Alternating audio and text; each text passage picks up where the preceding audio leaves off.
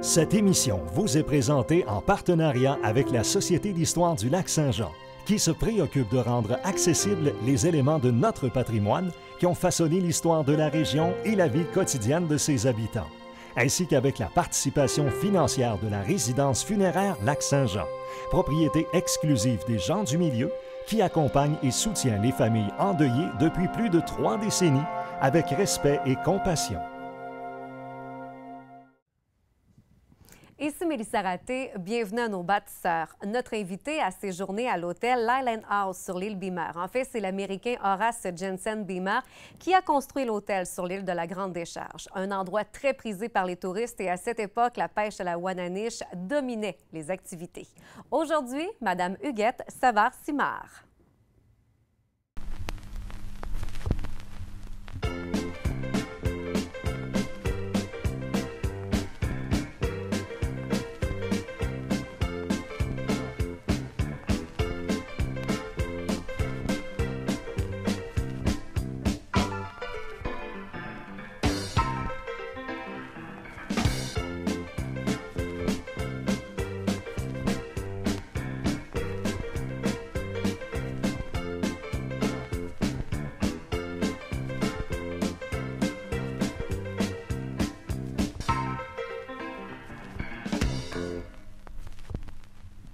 Madame Savard-Simard, c'est un plaisir de vous recevoir à l'émission Nos bâtisseurs. Bienvenue. Merci beaucoup. Moi, ça me fait plaisir de vous connaître, mais dans la télévision, quand j'écoute, je vous suis souvent Mélissa Raté. C'est un nom qui m'est pas connu. On va parler un petit peu de ce que vous avez vécu, entre autres, sur l'île Beamer, parce que même les gens d'aujourd'hui qui font la croisière du bateau La Tournée à travers le lac Saint-Jean, les gens peuvent voir encore l'île Beamer, mais évidemment, il ne reste plus rien. L'île est encore là. Oui, l'île est encore là, mais il ne reste plus rien. Vous êtes né en 1922, vous venez de fêter vos 93 ans et vous avez eu 10 enfants. Parlez-nous un petit peu de votre famille avant tout ça. C'est sûr que ça n'a pas été facile. J'avais un bon mari, puis, mais quand je me suis mariée, il était dans l'armée, à Valcartier. Puis il venait juste aux 4 semaines. Mais on s'est mariés en 1943. La guerre n'était pas finie. Puis là, ben, il y a eu vraiment ça. Il appelait ça une discharge en anglais. Je ne sais pas le nom français, là. En tout cas, il n'y avait plus besoin d'aller à l'armée. Je suis retournée à Saint-Cœur-de-Marie dans ma paroisse parce qu'alors, j'étais enceinte de mon premier enfant. Puis mes parents étaient là, à Saint-Cœur-de-Marie, du Marais. Là, il y avait un magasin général. Le premier magasin général qu'il y a à Saint-Cœur-de-Marie, c'était à mon grand-père, Méridée Savard. Après, ça a été avec son fils, Savard et fils. Puis, fait que mes parents m'ont fait venir à la fin de juin. J'ai été à Val-Bélair quand j'étais enceinte de même pas loin de Valcartier, là. Puis mes parents sont venus me chercher pour finir ma grossesse. J'étais l'aînée de la famille, moi. Puis ma mère a même eu que je sois plus près d'elle pour accoucher, puis avoir mon bébé, puis tout ça.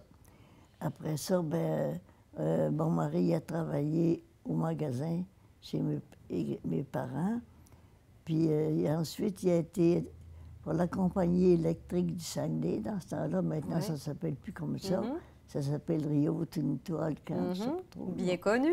Oui. Il passait par les maisons, puis pour la lecture des compteurs électriques. Là. Ouais, de Sainte-Monique à aller jusqu'à Desbiens.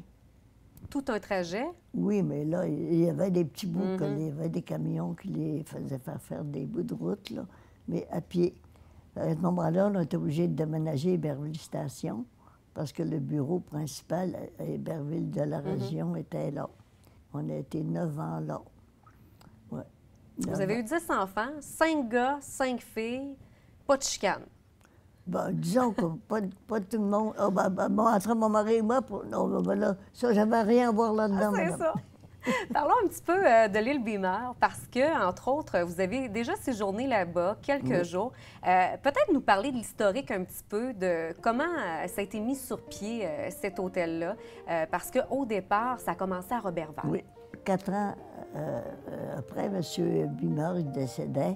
Puis ce sont plusieurs personnes qui étaient là actuellement, là, ils ont pris la décision d'acheter ça. C'était quelque chose, ça, à cette époque-là. Là. Oui. C'était un édifice extraordinaire. Après ça, c'était une manne pour Roberval. Ces gens-là, ils ne restaient pas toujours dans l'hôtel. Ils ont aidé beaucoup à la ville à prospérer. Après ça, dans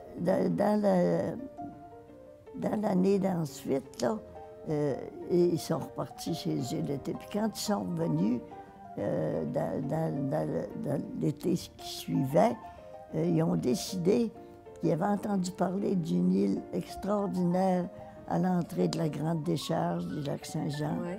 qui était avec une vue magnifique sur le lac, puis que c'était de toute beauté de voir ça. Puis c'était vraiment un endroit calme où les gens qui voulaient prendre des belles vacances s'en allaient là. L'hôtel, c'était de toute beauté. C'était une richesse. Je sais que moi, c'est sûr que dans ce temps-là, je ne pouvais pas évaluer tout ça. Là, parce que j'avais juste 14 ans. Les meubles, là, j'en ai jamais revu des pareils. Puis il y avait 30 chambres. Oui. Puis il y avait 6 messieurs qui travaillaient là tout l'été pour servir les messieurs aussi, pour les gazons, puis tout ça. Puis il y avait 6 madames de l'île d'Alma qui avaient tout préparé ça avant, l'hôtel, tout nettoyé, puis tout... Vraiment la préparation pour accueillir les visiteurs. Oui, oui, OK. c'est ça. Parce que moi, je suis arrivée là à 10 heures le matin avec mon beau-père en bateau qu'il y avait sur le bâtisseur. Ça, c'était mon beau-père, ça. Il y avait juste ce bateau-là dans le lac Saint-Jean. Il y en avait un à Roberval, dans le Mais lac sinon, Saint-Jean. c'était le seul qui pouvait Oui, accéder oui. à Puis l'île. après ça, les touristes qui arrivaient, bien, les autres, il y avait un bateau à vapeur qui partait de Roberval, qui les emmenait là, à l'île. Nous autres, on est allés à l'île beaucoup quand on était jeunes. On appelait tout le temps ça à l'île. Il y avait une belle grande plage en avant, puis mon beau-père avait un bateau. Puis les dimanches surtout, il y avait des gens qui louaient le bateau pour aller se baigner là. Bon, il y avait une ligne de démarcation qu'on ne pouvait jamais franchir. Qu'on ne pouvait pas dépasser. Non, non, ça c'était très bien aussi, parce que ces gens-là qui venaient là, c'était pas du mauvais monde, mais c'était pas du monde de notre rang social. Oui, de notre rang social. Beaucoup de monde qui avait beaucoup d'argent. Puis, en tout cas, puis les autres, il y avait les gens, les touristes qui étaient là, il y avait une plage spéciale pour eux autres, en arrière, plage privée. Oui. Avec moi, j'avais trouvé ça tellement beau. Tous des beaux sièges d'or, des belles grandes chaises longues. À Saint-Cœur-de-Marie, dans mon petit village, on s'assoyait avec des chaises droites ces galeries. C'est un endroit qui faisait rêver, hein? Oui. Oui, beaucoup. Oui. Vous, quand vous êtes allé la première fois pour séjourner, comment vous avez fait pour y aller exactement? Bien, dans le bateau de mon beau-père. Oui. Mais vous n'avez pas joué du piano un petit peu Oui, là-bas? mais là, je ne suis pas rendue là. Après ça, il y avait un cuisinier Oui. qui allait là juste l'été parce que l'hiver, c'était fermé. Il venait de Jonquière. Mm-hmm. Il s'appelait M. Méridé-Gagnon. Puis il y avait 2 filles, Marie-Jeanne puis Yvette. Puis ça, c'était des musiciennes puis des filles qui chantaient très bien. Les autres, l'été, faisaient l'animation tous les soirs à l'hôtel pour faire danser les gens, puis les amuser. Puis, en tout cas, pour le temps, là. Puis moi, le monsieur Gagnon, là, on avait un magasin, comme je vous le répète tantôt, puis il achetait toutes les affaires non périssables chez mes parents. Puis là, il embarquait ça dans le bateau de mon beau-père, puis on s'en allait à l'hôtel Bimard avec ça. Pour aller porter les denrées non périssables. Ouais, mais les affaires périssables, c'est les gens de l'île d'Alma qui procuraient le lait, la viande, le pain, toutes les affaires, les légumes, les jardins, tout ça, des fruits. Puis ils venaient tous les jours porter ça à l'hôtel Pays. Il n'y avait pas de réfrigérateur non plus dans ce temps-là. Ouais. Il n'y avait pas de chambre froide non plus. Fait que ça prenait toutes des affaires non périssables. Quand ils sont arrivés à 2 heures d'après-midi, les premiers touristes que j'ai vus, là, Ouais. les belles valises. J'ai encore la chair de poule des fois. C'était de toute beauté, hein, certainement, de voir accueillir ces touristes-là quand ils débarquaient. C'était quelque chose, puis Ouais. c'était tout du monde bien vêtu aussi. Oui, justement, dans ces années-là, les femmes et les hommes Les vêtements aussi, c'était de toute beauté. Ben oui. Et c'est des gens qui avaient de l'argent, ils possédaient presque tout ce qu'ils voulaient. En tout cas, ça fait que là, le premier soir, là, le monsieur, le cuisinier, nous avait fait un petit lunch, nous autres, avec ses 2 filles, puis moi, parce que là, les filles, il y avait 6 femmes d'Allemand qui avaient toutes dressé les tables, avec toutes de belles verreries, puis de la belle coutellerie. Ah, oui. Oh, moi, j'étais vraiment, là, je comprenais pas ce que je ressentais, tellement que c'était des belles grandes nappes blanches à perte de vue, puis... Mais nous autres, on n'avait pas le droit d'aller là. C'était les femmes qui étaient là.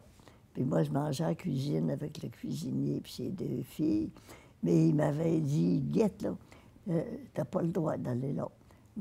C'est un privilège, là. Vous étiez chanceuse. Là. Oui. Vous aviez un accès privilégié. privilégié. Il y avait un endroit où ils gardaient pas mal de... Comme nous autres, les gardes-naziers maintenant. Là. Ouais. Puis ils m'ouvraient la porte comme ça. Puis ils n'ouvraient pas la lumière de cet appartement-là. Je pouvais voir tout ce qui se passait. Je les voyais tous arriver, monter dans leur chambre. Puis... Mais il ne fallait pas que je bouge. J'étais tellement... je peux le dire traumatisée, je pense. Oh oui. De voir les beaux vêtements, tout ça. J'étais peut-être niaiseuse un peu aussi, là. Mais moi, j'ai été élevée dans l'abondance, je peux le dire maintenant, avec notre magasin.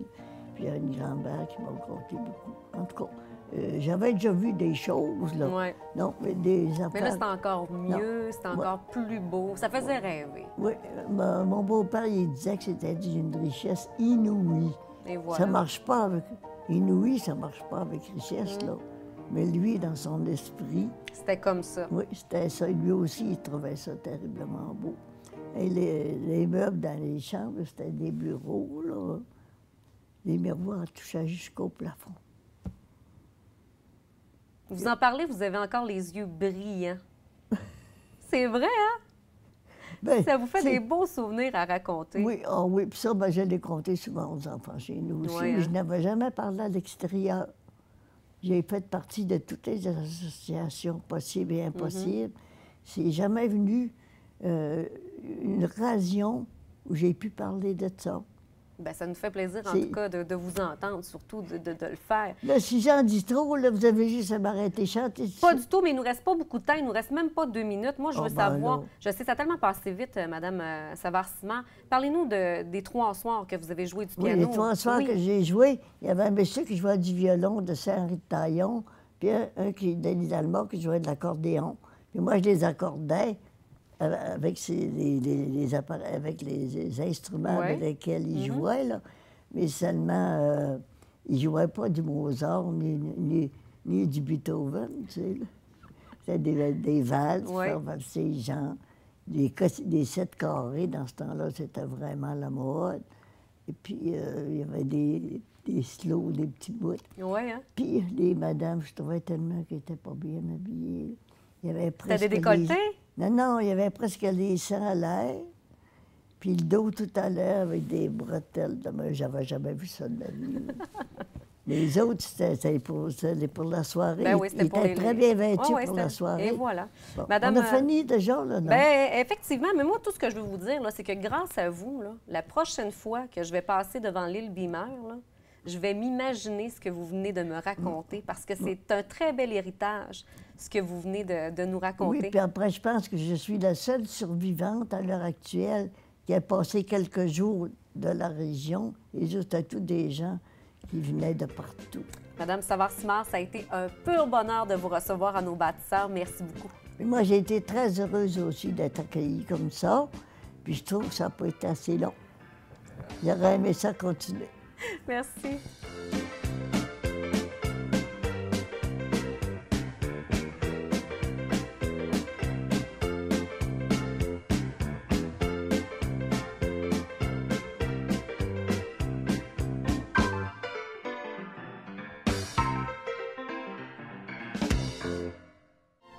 Télécogeco remercie la Société d'histoire du Lac-Saint-Jean qui a assuré la recherche de la série Nos bâtisseurs.